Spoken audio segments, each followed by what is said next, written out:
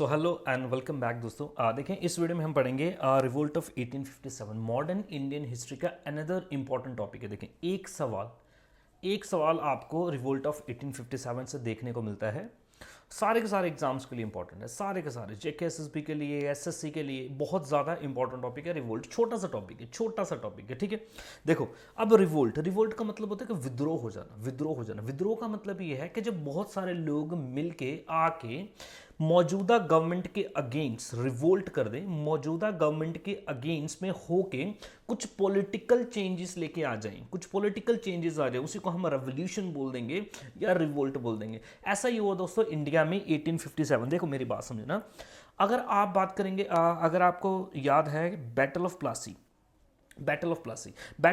कब हुआ? 1757 में। अब 1757 से 1857 के टाइम के बीच के दौरान अगर आप देखेंगे कितने साल हैं दोस्तों? 100 साल।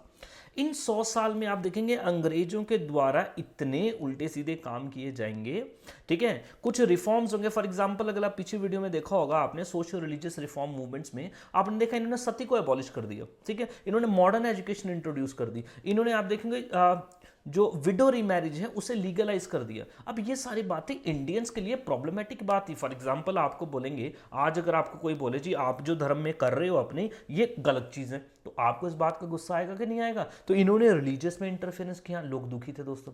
एजुकेशन में इंटरफेरेंस किया, लोग दुखी थे दोस्तों, ठीक है जी। आप देखेंगे ये तो रिलीजियस प्रॉब्लम थे। सोशल कई कारण होंगे दोस्तों। फॉर एग्जांपल के लिए इंडियंस को इंफीरियर समझते हैं, अपने आप को इंफीरियर समझते हैं, because Indian people they were black skin people, उनका काला रंग है।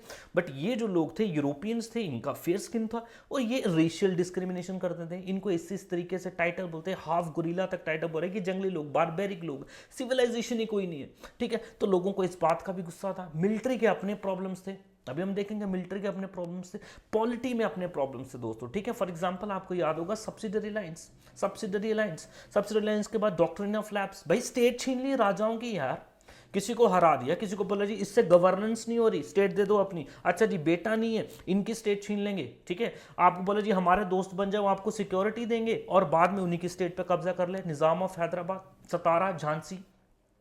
तो ये सारे के सारे लोग जो हैं, हर एक सेगमेंट इंडिया का परेशान था, दुखी था। और सब लोग आप देखें, सब लोग तो नहीं बट कुछ लोग आप देखेंगे, कुछ बड़े लीडर्स मिलके सामने आएंगे और 1857 में इनके अगेंस्ट में एक विद्रोह कर देंगे, रिवोल्ट कर देंगे, और इसे हम बोलते हैं रिवोल्ट ऑफ 1857। वेलकम दोस्तों, मैं हूं रेमो और आप देख रहे हैं study norms. Let's start our topic, the great revolt of 1857, ठीक है।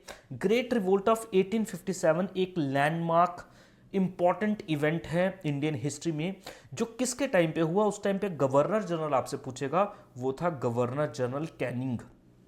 गवर्नर जनरल कौन था? कैनिंग। 1857 में गवर्नर जनरल कौन था? कैनिंग। याद रखना आपको, ठीक है। आपको पूछेगा the revolt of 1857 occurred during the time of which of the following governor general? आप बोलेंगे कैनिंग के टाइम पे हुआ दोस्तों, ठीक है जी। अब देखिए हिस्टोरियंस इसको डिफरेंट नाम से बुलाते हैं, ठीक है जी। जो इंडियन हिस्टोरियंस हैं, इंडियन हिस्टोरियंस बोलते हैं कि revolt of 1857 first war of independence था। आज़ादी की, इंडिया की आज़ादी की लड़ाई का पहला ऐसा वॉर था जो लोग आज़ादी के लिए लड़ रहे थे। लेकिन कुछ अंग्रेज ये बोलते हैं कि ये सिर्फ एक सिपाही म्यूटनी थी। सिपाही म्यूटनी का मतलब है कि जो सिपाही लोग हैं, आर्मी के जो सोल्जर्स हैं, इन्होंने विद्रोह किया था। नो डाउट दोस्तों, प्राइमरीली इस विद्रोह में सिपाही ही थे, ठीक है। आर्मी पर्सनल थे जिन्होंने इस रिवोल्ट को लीड किया था। मैं आपको बताऊंगा अभी, पूरी हम आगे चलेंगे तो आपको पता लगेगा। रिवोल्ट ऑफ 1857 क्या था? सिपाही तो थे, मिलिट्री थे, लेकिन कॉमन लोग भी इनके साथ लड़ रहे थे, ठीक है। कुछ हद तक कॉमन लोग भी लड़े हैं, ठीक है। अब सबसे ज्यादा इंपॉर्टेंट इस टॉपिक के लिए बनते हैं हमारे पास कॉज, एक कॉज, और दूसरा है इसके कॉन्सिक्वेंसेस। जब ये रिवोल्ट होगा ना, ठीक है, और अंग्रेज देखेंगे यार इतना तगड़ा रिवोल्ट हो गया, ब्रिटिश गवर्नमेंट इंग्लैंड से बैठ के आप देखेंगे परेशान हो जाएगी, भाई ऐसा क्या हो गया, ऐसा क्यों हो गया कि इतना बड़ा रिवोल्ट हो गया और हमें पता नहीं लगा। देन उन्होंने देखा यार हमने कुछ ना कुछ तो गलत किया। इनको पता लगा यार लोगों के रिलीजन में दखल दिया, लोगों के सोसाइटी में दखल दिया, कास्ट सिस्टम में दखल दिया, ठीक है, तो इन लोगों को अच्छा नहीं लगा था। बहुत सारे ऐसे कॉन्सिक्वेंसेज आपको देखने को मिलेंगे। रिवोल्ट ऑफ 1857 के बाद में गवर्नमेंट ऑफ इंडिया एक्ट आएगा, क्वीन एलिजाबेथ की आप देखेंगे प्रोक्लेमेशन आएगी, वहां से वो बोलेंगे ये चीजें हम करेंगे, आपके इंटरफेरेंस नहीं करेंगे, वट एवर आप देखेंगे उसको क्या। Now let's talk about political causes. दोस्तों पॉलिटिकल कॉजेज की बात करते हैं। वेट, देखो नंबर 1 करते हैं दोस्तों पॉलिटिकल कॉजेज। ठीक है, पॉलिटिकल कॉजेज मतलब पॉलिटिक्स से रिलेटेड। ठीक है, आप सबसे तगड़े पॉलिटिकल कॉजेज जो हैं वो हैं दोस्तों सब्सिडरी लाइंस।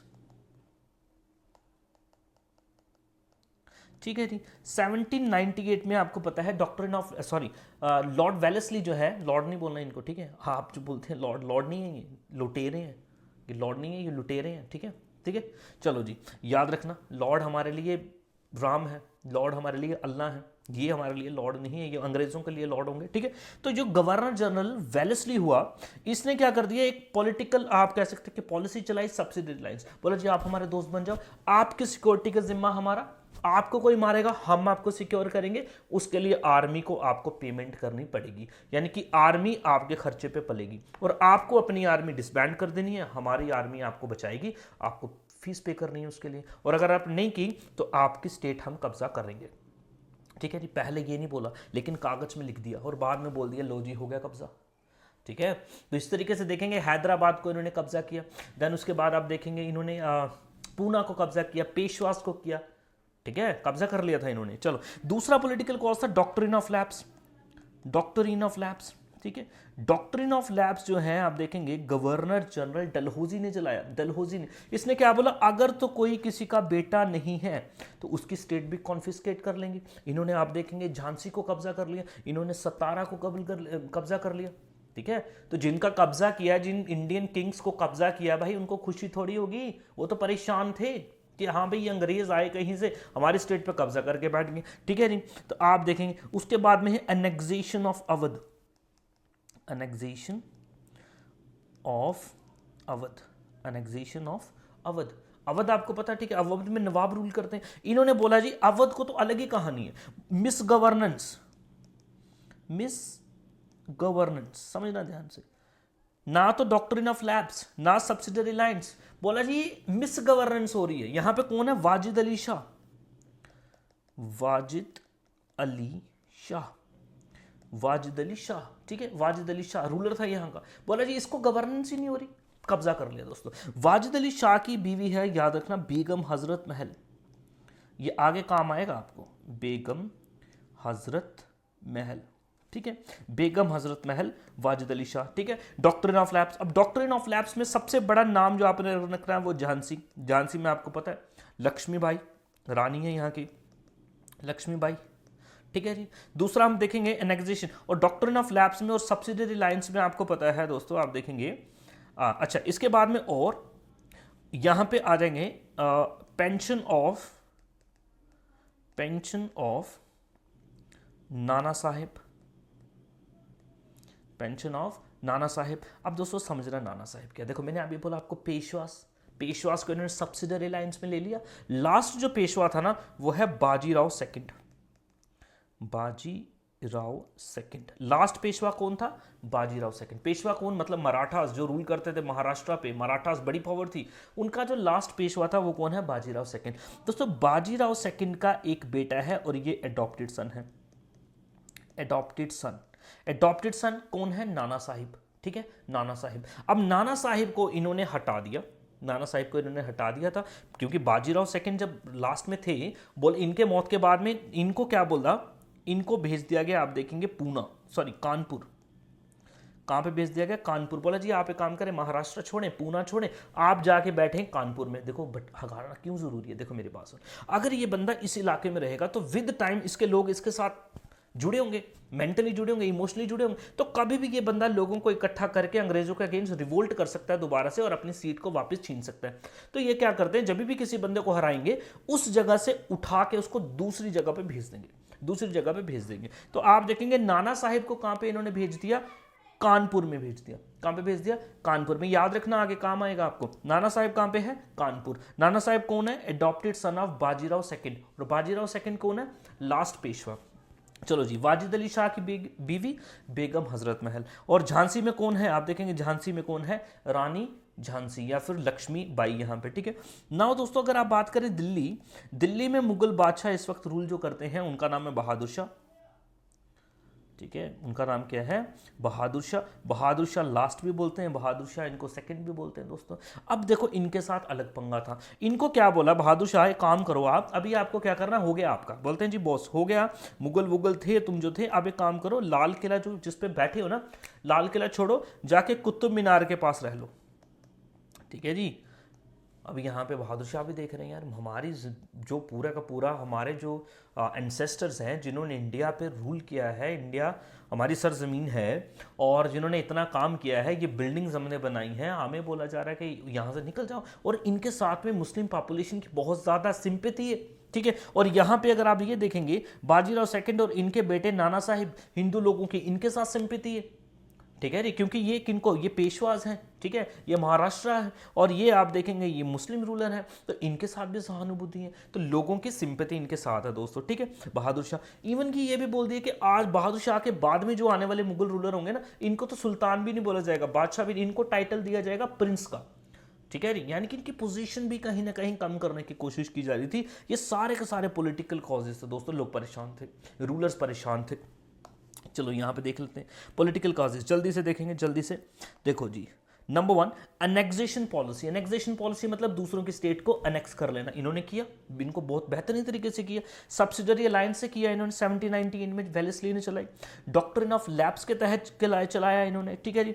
और इसने फेयर और अनईजनेस क्रिएट करती इंडिया में, भाई ये तो कल किसी की भी स्टेट को कैप्चर कर लेंगे, ये भी प्रॉब्लम थी। According to doctrine of lapse हमने बोला स्टेट को नेक्स्ट कर लिया जाएगा अगर किसी रूलर का अपना खुद का बेटा नहीं होगा तो। इसमें सतारा, झांसी, नागपुर, संबलपुर इन्होंने कैप्चर किया। रानी झांसी भी इसी वजह से लड़ेगी, देखेंगे आप। नेक्स्ट इंपॉर्टेंट पॉइंट है हमारे पास पेंशन ऑफ नाना साहिब। नाना साहिब कौन है दोस्तों, लास्ट पेशवा बाजीराव का अडॉप्टेड सन था। चलो दोस्तों, अवध को भी इन्होंने 1856 में नेक्स्ट कर लिया दोस्तों, क्या बोल के, मिस गवर्नेंस है। अवध का रूलर कौन है, वाजिद अली शाह। इसकी बीवी कौन है, बेगम हजरत महल, याद रखेंगे दोस्तों। Dalhousie announce abandon the historic red fort after Bahadur Shah second. बोला है बहादुर शाह के बाद में आपको ये भी छोड़ना है, ठीक है जी। और रेसिडेंस होगा कुतुब मीनार।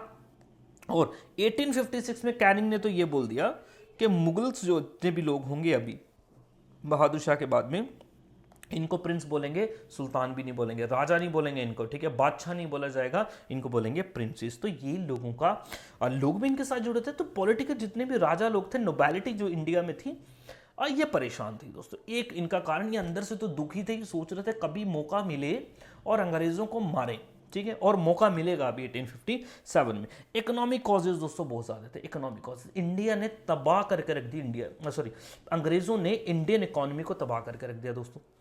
देखो कैसे, अब देखो फॉर एग्जांपल इन अंग्रेज़ों के आने से पहले ना हमारी जो इंडस्ट्रीज थी ये हैंडीक्राफ्ट की इंडस्ट्रीज थी। कौन सी इंडस्ट्रीज थी, हैंडीक्राफ्ट। हैंडीक्राफ्ट मतलब चीज़ें हाथ से बनानी, ठीक है जी। फॉर एग्जांपल के लिए कोई पॉटर है, वो आपके मटके बना रहा है, वो भी चीज़ें हाथों से बन रही है। कपड़े बना रहा है, वो भी हाथों से बन रही है। हर एक चीज़ हाथ से बना रही है दोस्तों। लेकिन अंग्रेज़ों ने इंडियन हैंडीक्राफ्ट को ख़त्म कर दिया दोस्तों। कैसे किया, बिकॉज ये लेके आए मशीन मेड गुड्स। क्योंकि अंग्रेज जो थे, इनके कंट्री में आप देखेंगे इंडस्ट्रियल रेवोल्यूशन हो गया। अब ये हर चीज़ किससे बनाते हैं, इंडस्ट्रीज, मशीन की मदद से। दोस्तों आप खुद सोचें, अब मशीन से बनाई हुई चीज़ सस्ती बनेगी या हाथ से बनाई हुई चीज़ सस्ती बनेगी? आप बोलोगे सर मशीन से बनाई हुई चीज़, ठीक है। फॉर एग्जाम्पल के लिए अगर आप जाते हो एक रेडीमेड कपड़ा लेने के लिए, एक शर्ट लेने के लिए, तो मे बी आपको एक शर्ट 500 रुपये में मिल जाए या उससे भी कम में मिल जाए सपोज। बट वहीं अगर आप सिलाने के लिए जाओगे तो आपसे 400 रुपये वो सिलने के लिए लेगा, ठीक है जी। और आप देखेंगे 300-400 रुपये का आप कपड़ा लेके आएंगे, ठीक है। तो आप देखेंगे वही शर्ट आपको 800 में मिल रही है, वही शर्ट आपको 300-400 में मिल गई थी। मशीन से बनाई हुई चीज़ सस्ती मिलेगी दोस्तों, क्योंकि बल्क में बनती है। तो इस चक्कर में आप देखेंगे इंडिया में जो हैंडीक्राफ्ट से उनका डिक्लाइन हुआ और अंग्रेज़ों का जो सामान है ये बिकना स्टार्ट हुआ। तो लोग जो इस काम में इन्वॉल्व थे भाई, वो तो परेशान होंगे ना, ऑफ कोर्स परेशान होंगे, नहीं होंगे परेशान, बिल्कुल होंगे। चलो जी, इनकी इकोनॉमिक पॉलिसी बहुत ज़्यादा एक्सप्लॉयटेटिव थी, क्योंकि इन्होंने बहुत ज़्यादा लैंड रिफॉर्म सिस्टम को एक्सपेरिमेंट किया था, ठीक है, जैसे कि रेओतवारी सिस्टम, वो क्या है मैं अलग से वीडियो बनाऊंगा, रेओतवारी सिस्टम, ठीक है जी, जैसे कि परमानेंट सेटलमेंट, जमींदारी सिस्टम दोस्तों, ठीक है। और तो और इनके अंडर जो टैक्स कलेक्ट किया जाता था ना, फॉर एग्जाम्पल ये गांव है, इस गांव से टैक्स इकट्ठा करना दोस्तों बड़े ही हार्श तरीकों से किया जाता है, ठीक है। आपको अक्सर ये बात देखने को मिलेगी, अभी फ्रीडम स्ट्रगल में आप पढ़ोगे तो ये एक्सेसिव टैक्स लगाते थे और जबरदस्ती लोगों से टैक्स वसूल करते थे, चाहे उनकी फसल भी खराब हो जाएगी ना तभी भी आपको टैक्स देना ही देना, तो लोग तो परेशान होंगे, तो किसान भी बेचारा परेशान, किसान भी बेचारा यहाँ पे परेशान। इसके बाद में आप देखेंगे normal order of the day था, बड़े सारे फेमीन्स आ जाते थे, फूड शॉर्टेज हो जाता था। क्या हो जाता था? Food shortage. फूड शॉर्टेज भाई ये बारिश आ गई, ओले पड़ गए, हो गया फसल खराब, फसल खराब हो गया, लोगों के बेचारों की भुखमरी मच गई। अब लोग भुखमरी मचेगी, जिम्मेदार तो सरकार ही है, सरकार को ही तो बंदोबस्त करना है। सरकार यहाँ पे कर कुछ नहीं रही, ऊपर से टैक्स लगा रही है ज्यादा से ज्यादा, तो लोग परेशान। यहाँ पे भी स्कार्सिटी ऑफ फूड होगी, वाटर होगी, ठीक है। अनएम्प्लॉयमेंट है, लोगों के पास काम धंधा नहीं है, जो था वो बिगड़ गया हुआ है, ठीक है जी। तो ये इकोनॉमिक कारण भी थे। आप देखेंगे जितने भी आर्टिस्ट लोग थे, क्राफ्टमैन थे, यानी कि जो आर्टिस्टिक चीजें बनाते थे, क्राफ्ट्स बनाते थे, वो डिस्ट्रॉय हो गए, क्योंकि import of chief manufactured goods जो है उस इंडस्ट्रियल रेवोल्यूशन की वजह से उन्होंने मार्केट्स फ्लड कर दी इंडिया के, भाई भरे पड़े हैं सामान से, ठीक है। दूसरा, Indian goods were subjected to heavy custom duties and sold in England very important, ठीक है। देखो दोस्तों, ये है इंग्लैंड, ये है इंडिया। देखो कुछ चीज़ें इंडिया से भी इंग्लैंड में भेजी जा रही है, बट यहाँ पे जो सामान जो बेचा जाएगा ना हमारा एक्सपोर्ट, इसके ऊपर तगड़ी कस्टम ड्यूटी लगेगी। कस्टम ड्यूटी का मतलब क्या होता है? टैक्स लगता है इंपोर्ट और एक्सपोर्ट पे। कस्टम ड्यूटी का मतलब tax on imports and exports, ठीक है, टैक्स लगेगा। अब दोस्तों जब इन आइटम के ऊपर टैक्स लगेगा तो ये महंगी होके बिकेगी, तो जब ये चीज़ महंगी होके बिकेगी ना तो ये कम बिकेगी, ठीक है। तो हमारा एक्सपोर्ट भी गिर गया, हमारा इंटरनल जो हमारा डोमेस्टिक मार्केट थी वो भी गिर गया, क्योंकि इन्होंने यहाँ पे सस्ते चीज़ें, हमारा सामान जाके वहाँ पे महंगा बिक रहा है, इनका सामान यहाँ पे सस्ता बिक रहा है तो ज़्यादा बिक रहा है, तो यानी कि हमारा बेड़ा गर्क यहाँ पे हमारी इकोनॉमिक पॉलिसी का हुआ। और ये एक बहुत ही ज़बरदस्त तरीके से एक थ्योरी में बताया गया, ड्रेनेज ऑफ वेल्थ थ्योरी, किन्होंने बनाई थी? दादाभाई नारोजी। दादाभाई नारोजी आप देखेंगे इंडियन नेशनल कांग्रेस के एक इंपॉर्टेंट मिनिस्टर भी थे और इकोनॉमिस्ट भी रहे हैं, इकोनॉमिस्ट भी रहे हैं। इन्होंने एक थियरी लिखी थी, आप देखेंगे ड्रेनेज ऑफ वेल्थ, ये याद रखना आपको point, drainage of wealth theory किसने लिखी? दादाभाई नारोजी। दादाभाई नारोजी कौन है? एक इकोनॉमिस्ट हैं, इंडियन नेशनल कांग्रेस के एक इंपॉर्टेंट लीडर्स भी हैं। तो ये कुछ इकोनॉमिक कारण थे दोस्तों, ठीक है। Now let's talk about social and religious causes. दोस्तों जैसे हमने पहले बात किया, इन्होंने रिलीजियस इंटरफेरेंस की, इन्होंने सोसाइटी में इंटरफेरेंस किया, जो लोग बड़े परेशान थे, लोगों को पसंद नहीं। देखो इंडिया में और किसी चीज पे युद्ध हो ना हो, धर्म पे जरूर होगा, ठीक है जी, धर्म पे जरूर होगा। आप सोसाइटी में इंटरफेयर करोगे तो जरूर होगा। फॉर एग्जांपल मेरे धर्म को किसी ने कुछ कह दिया, मैं ऐसे खड़ा हूं जी, ठीक है, धर्म को मेरे कह दिया तो मैं खड़ा हूं, चाहे मंदिर मस्जिद चर्च में मैं जाऊं ना, धर्म अपने फॉलो नहीं करूंगा बेशक, लेकिन हाँ अगला बंदा कैसे बोल दे तो मेरे को दुख लगेगा। तो इन्होंने भी जब इंटरफेरेंस यहां पे की तो इनको दुख लगा। अब इंटरफेरेंस क्या थी आप देखेंगे, ठीक है। चलो देखते हैं, the social discrimination by British against Indians. Number 1, discrimination बड़ी करते थे, अपने आप को सुपीरियर, इंडियंस को इंफीरियर। बारबैरिक बोल दिया यार, बारबैरिक, बारबैरिक मतलब जंगली दुष्ट लोग हैं, सिविलाइज्ड नहीं है, पता ही कख नहीं इनको, ठीक है, जो कि बुरी बात है, जो कि बुरी लोगों को अच्छा, आपको अच्छा लगेगा। आप मान लो अब हमें कोई बोलेगा, अंग्रेज फॉर एग्जांपल के लिए आज इंस्टाग्राम पे बोले कि इंडियन बड़े ही वाहिजात लोग हैं, ये इंडियन बड़े ही नालायक लोग हैं, तो इंडियंस को गुस्सा नहीं आएगा क्या? ऑफ कोर्स इंडियंस को गुस्सा आएगा भाई। तो इधर भी लोगों को गुस्सा आया, ठीक है। इवन ये इन्होंने तो गोरीला जैसे वर्ड यूज किए हैं इंडियंस के लिए, हाफ गोरीला, ठीक है जी, बारबैरिक, ऐसे ऐसे वर्ड्स इन्होंने यूज किए दोस्तों। Conversion into Christianity. दोस्तों जब अंग्रेज इंडिया में आए ना, अंग्रेज इंडिया में इन्होंने एक काम ये किया, धर्म में इन्होंने बहुत सारे लोगों को क्रिश्चियनिटी में कन्वर्ट करवाया, क्रिश्चियनिटी में कन्वर्ट कराया। तो जिन लोगों को क्रिश्चियनिटी में कन्वर्ट करवा दिया चलो वो तो ठीक है, लेकिन जो इनके भाई बंधु होंगे, बाकी जो लोग होंगे, उनको ये बात पसंद आएगी? नहीं आएगी ना भाई, नहीं आएगी कि भाई हमारे धर्म को चेंज कराया जा रहा है, हमारे धर्म में इंटरफेरेंस हो रहे हैं, हमारे बंदे लेके जा रहे हैं। तो यहाँ पे एक प्रॉब्लम ये थी। दूसरा, कुछ सोशल रिफॉर्म्स कर दिए, दो है रिफॉर्म्स थे लेकिन हमारे लिए मुश्किल थी भाई, ठीक है। जैसे कि सती को अबॉलिश कर दिया, सती सिस्टम। सती सिस्टम मतलब क्या है? एक लड़की जिसका पति मर गया उसको भी साथ में जलाओ इसके। उस टाइम पे लोग इसको शुभ मान रहे, बड़ी अच्छी बात मान रहे हैं जी, सती हो गए, सती हो गया, लेकिन है तो प्रॉब्लम थी। लेकिन लोगों को तो दिल से जुड़ी हुई है ना बात, मेरी बात समझ रहे हो आप? लोगों को दिल से जुड़ी हुई बात, तो ये इन्होंने इस बात पे भी गुस्सा जताया। लीगलाइजेशन ऑफ विडो रीमैरिज, आज भी आप देखेंगे हमारे इंडियन सोसाइटी में किस तरीके से ये बड़ी प्रॉब्लमेटिक बात है। अभी थोड़ा सा सिस्टम चेंज हो गया, बट अगर आप देखेंगे अभी से भी 20-25 साल पहले भाई अगर किसी लड़की की पति की डेथ हो जाए तो ये एक्सपेक्ट किया जाता अब ये पूरी जिंदगी कुंवारी रहे, दोबारा से शादी ना करे। तो ये तो आप देखेंगे 1856 में चेंज हो गया था, तो लीगलाइज कर दिया। इंडियन सोसाइटी के लोग ये बोल रहे हैं जी बुरा हो गया जी, हमारे सोसाइटी में पंगा हो गया जी, क्या मैसेज जाएगा, ये होगा वो होगा, ये सारी बातें चल रही है। देन विमेन एजुकेशन आ गई दोस्तों, अब बोल रहे हैं जी लड़कियों को भी पढ़ाओ। ये बोल रहे हैं यार लड़कियां क्या करेंगी, पढ़ेंगी, धर्म भ्रष्ट हो गया। इनको तो ये भी, इंडियन को तो ये भी लग रहा है लड़कियां पढ़ेंगी तो धर्म भ्रष्ट हो जाएगा। ठीक है, ऐसी ऐसी मेंटालिटी जो है, ऐसी ऐसी सोच चल रही है इधर, तो इनके धर्म से जुड़ी बात, लेकिन गुस्सा आएगा भाई, आया इनको गुस्सा। चलो जी, अगला कास्ट सिस्टम को लेके बड़ी इंपॉर्टेंट बात है दोस्तों। देखो इंडियन जो अंग्रेजों ने इंडियन आर्मी बनाई, आर्मी जो बनी भाई, आर्मी अभी यूरोपियंस यूरोप से तो लेके नहीं आएंगे आर्मी, इंडियंस को ही उठाया आर्मी में भर्ती कर दिया। और इनकी आर्मी में सिर्फ और सिर्फ क्षत्रियाज नहीं थे, जो ट्रेडिशनली काम किया, लड़ने का काम किसका, क्षत्रिय का, क्षत्रिय का। अब इन्होंने क्या कर दिया, सारे के सारे कास्टिस के लोगों को उठाया आर्मी में भर्ती कर दिया। अब दोस्तों यहाँ पे ब्राह्मण, यहाँ पे वैश्य, यहाँ पे शूद्रा, यहाँ पे क्षत्रिय, सभी को बैठना है। अब दोस्तों ये जो है सो कॉल्ड अपर कास्टिस, इनको इस बात पे भी गुस्सा लग रहा है जी हमारा धर्म भ्रष्ट हो गया, क्यों, ये ब्राह्मण है जी, मेरे साथ में ये बंदा बैठ गया जी, ठीक है, हमारे साथ में बिठा दिया जी, हमारा धर्म भ्रष्ट हो गया, हम इम्प्योर हो गए, समझ रहे हैं। तो ये सारी बातें जो हैं, डिफरेंट कास्टेज इन आर्मी, ये भी एक पंगा बनी थी, ठीक है। चलो जी आगे, religious sentiments were aroused when British impose taxes on lands belonging to temples and mosques. आज भी हमारे देश में टेंपल्स और मॉस्क जो लैंड है, चर्चेस की लैंड है, गुरुद्वारे, उसके ऊपर टैक्स नहीं होता दोस्तों, और राजाओं के टाइम पे भी नहीं होता था, बट इन्होंने क्या कर दिया, इन्होंने उसके ऊपर भी टैक्स लगाया। भाई गुस्सा आएगा, गुस्सा आएगा कि नहीं आएगा। चलो जी, और सबसे बड़ी बात दोस्तों, हिंदू जो गॉड्स हैं, ठीक है, फॉर एग्जाम्पल आप देखेंगे लॉर्ड गणेश है, ठीक है, तो उनका मुंह जो है वो एलिफेंट का मुंह है, या फिर आप देखेंगे कोई गॉड्स हैं उनके 3, 4, 5 हाथ होंगे, ठीक है, और डिफरेंट वेपन्स उन्होंने पकड़े होंगे, ठीक है। अब जिन लोगों की आस्था है भाई, है, जिन लोगों की आस्था है वो मानते हैं उस चीज में, अगर उस बारे में कोई बंदा बात बोलेगा तो वो बुरा तो लगेगा ना, बुरा लगेगा, ठीक है। अब फॉर एग्जाम्पल के लिए कोई बंदा इस्लाम को फॉलो करता है, अब उसके अगेंस्ट में कोई बात बोलेगा वो भी बुरा लगेगा। अब कोई हिंदुइज्म को फॉलो करता है, उसके अगेंस्ट में कोई बात बोलेगा वो भी बुरा लगेगा। अब इनको ये भी बात बुरा लग रही, तो यहाँ पे इंडियन सोसाइटी इन प्रॉब्लम से भी ग्रसित थी कि हाँ भी सोशो रिलीजियस कॉजेस ये थे दोस्तों।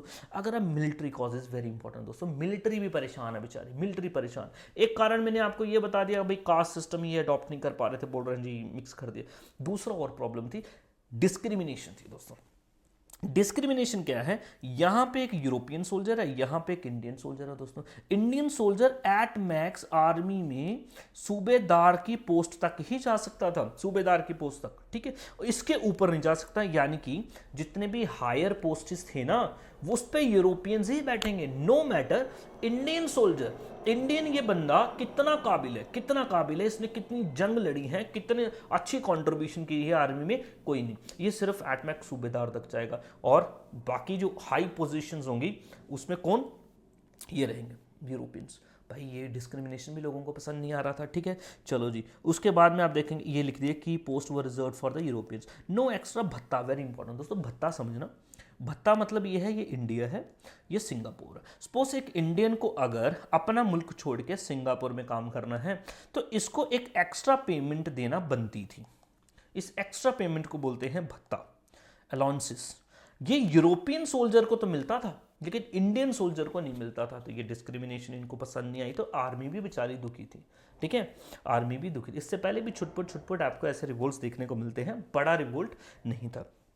अब दोस्तों लास्ट में जिसने ट्रिगर कर दिया, अब ये सारे के सारे प्रॉब्लम तो थे, लोग परेशान थे, लोग गुस्सा में थे, अब इन्होंने क्या करना है दोस्तों, ठीक है, अब एक ऐसा काम होगा कि रिवोल्ट एकदम से हो जाएगा दोस्तों। मेरी बात समझो दोस्तों, एक कोई भी रिवोल्ट होता है ना, एक दिन में नहीं होता दोस्तों, कोई भी रिवोल्ट जो होता है एक दिन में नहीं होता, रिवोल्ट के पीछे कोई एक कारण भी नहीं होता, याद रखना, बहुत ज्यादा न्यूमरस कारण होते हैं दोस्तों। रेवोल्यूशन जितने भी होते हैं ना, ठीक है, फॉर एग्जांपल के लिए मैं आपको बोल रहा हूँ, जो आग, फॉर एग्जांपल कहीं पे आग लगती है ना, तो आग इसलिए नहीं लगती है कि वहां पे माचिस लगाएगी, आग इसलिए लगती है क्योंकि वहां पे आग लगने वाला मटेरियल है, ठीक है। फॉर एग्जाम्पल के लिए आप रेत में लगा दो, आप फॉर एग्जाम्पल एक रेत लो, रेत में एक तीली फेंको, आग लगेगी? नहीं लगेगी। वहीं आप तेल लो, पेट्रोल लो, उसमें फेंको, आग लगेगी? बिल्कुल लगेगी, ब्लास्ट होगा। क्यों? क्योंकि यहां पे मटेरियल इनफ्लेमेबल मटेरियल है। यहां पे भी है दोस्तों, मटेरियल पूरा का पूरा तैयार है, मटेरियल पूरा का पूरा तैयार है ना, आग लगाने की जरूरत थी। और जो आग लगाई ना जिसने, उसको बोलते इमीडिएट कॉज। इमीडिएट कॉज क्या था? ठीक है, तुरंत क्या कॉज था दोस्तों? इमीडिएट कॉज था दोस्तों एक बंदूक।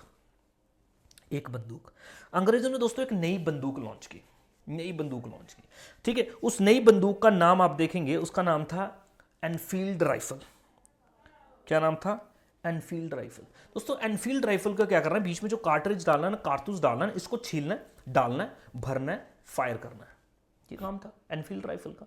अब ये अफवाह फैल गई इंडिया में कि भाई जो ये इसका में कारतूस डाल रहे हैं ना, कार्ट्रिज डाला है, इसके अंदर पिग और काऊ का ग्रीस है, फैट से बने हुए, चर्बी, उनकी चर्बी से ये बने हुए हैं।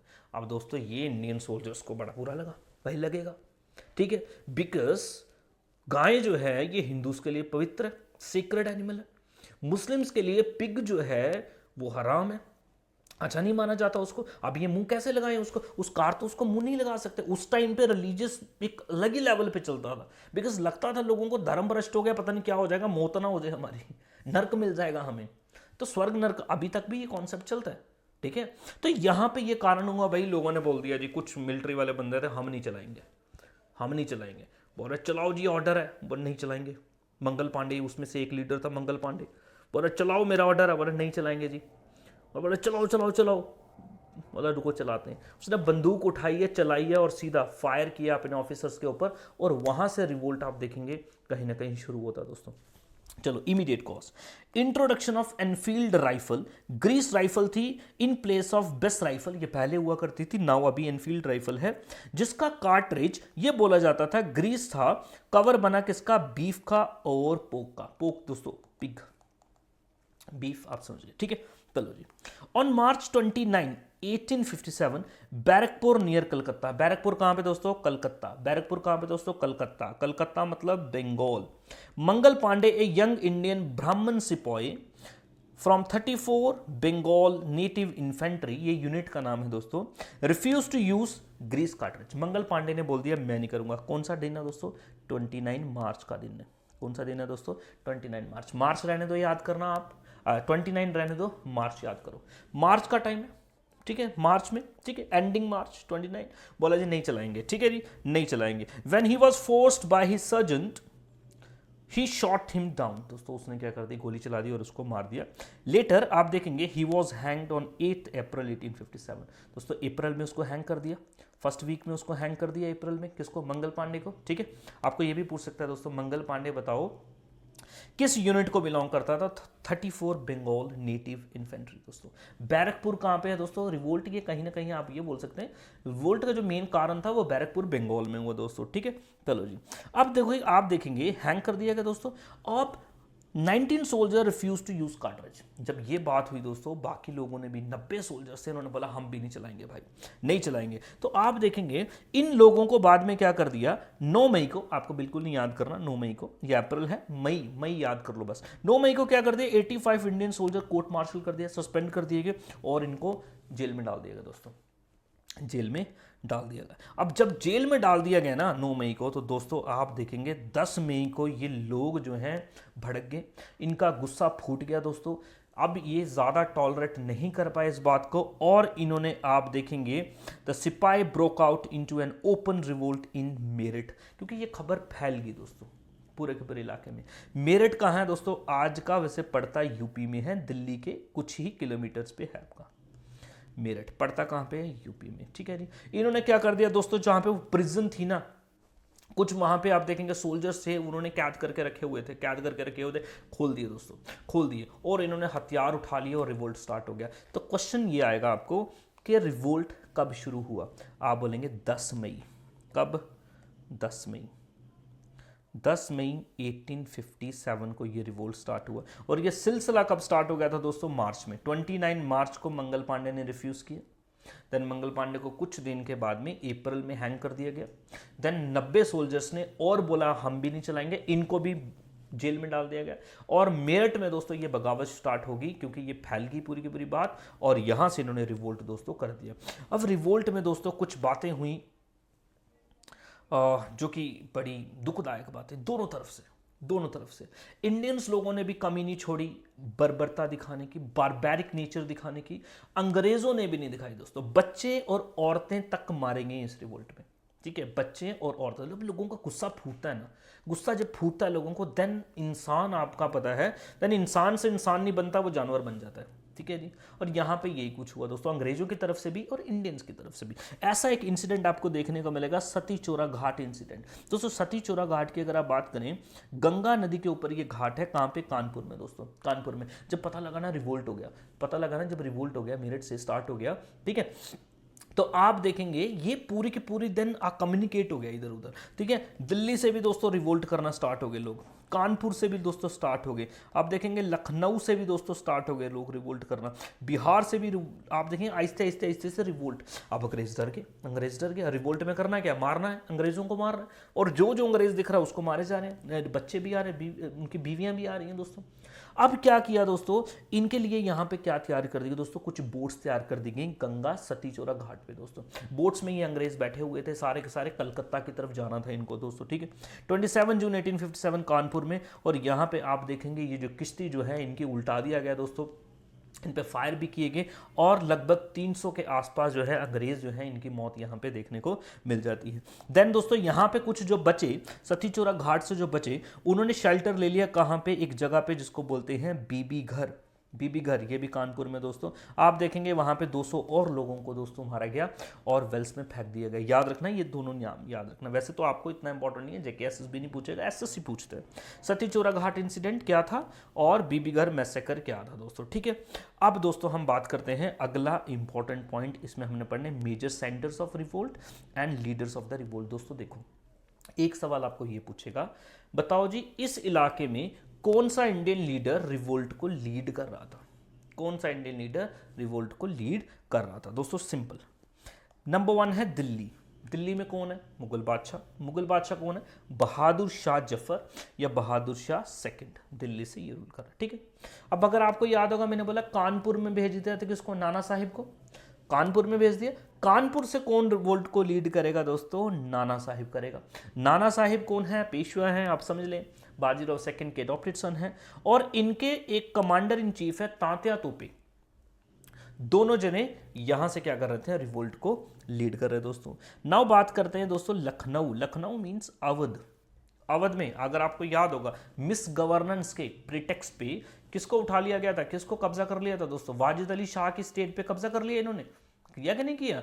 कर लिया कब्जा। तो अब लखनऊ पे, वो तो मर गया बाद में, आप देखेंगे यहां से कौन है? बेगम हजरत महल, लखनऊ से अवध, ठीक है। बेगम हजरत महल कौन है? बीवी है वाजिद अली शाह की दोस्तों। नेक्स्ट है झांसी से है आपकी रानी लक्ष्मीबाई, ठीक है। इलाहाबाद और बनारस से लियाकत अली, ठीक है जी, खान बहादुर खान, ठीक है। और बिहार से आप देखेंगे कन्वर सिंह। दोस्तों आप इलाहाबाद और बरेली अगर नहीं भी करेंगे याद चलेगा, कम से कम 1 2 3 4 ये 5 ये बार बार पूछे जाते हैं, इसलिए बोल रहा हूं, ठीक है। बिहार से कौन है? कन्वर सिंह है दोस्तों। और ये लोग क्या करेंगे? रिवोल्ट करेंगे दोस्तों, ठीक है। ये लोग रिवोल्ट करेंगे, ठीक है। अब दोस्तों ये रिवोल्ट इस तरीके से चलता है। नो डाउट ये रिवोल्ट को बाद में क्रश कर दिया गया, खत्म हो गया था ये रिवोल्ट। बर्बरता की किसी ने भी कमी नहीं छोड़ी, अंग्रेजों ने भी बैक देन क्रश करने के लिए बहुत ज़्यादा इनको मारा गया, ठीक है।